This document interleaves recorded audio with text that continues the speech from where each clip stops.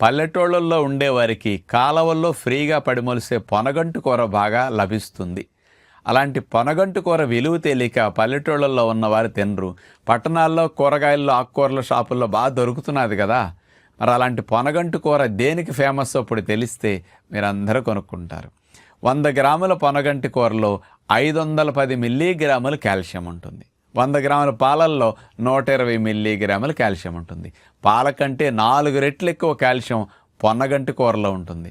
మన శరీరానికి ఒక రోజుకి 450-500 మిల్లీగ్రాముల కాల్షియం కావాలి. 100 గ్రాముల పొనగంటి కూర తీసుకుంటే మన బాడీకి కావాల్సిన కాల్షియం ఒక పొనగంటు ద్వారానే అందుతుంది. కాల్షియం మాత్రలు వేసుకోవాల్సిన అవసరం రాని విధంగా పొనగంటి కూర శరీరానికి మంచి కాల్షియంని, లవణాలని, పోషకాలను అందిస్తుంది. కాబట్టి అవకాశం ఉన్న వరకు పల్లెటూళ్ళల్లో ఉన్న రోజూ తినండి. సిటీలో ఉన్నవారు దొరికినప్పుడల్లా తినే ప్రయత్నం చేస్తే మంచిదన్నమాట.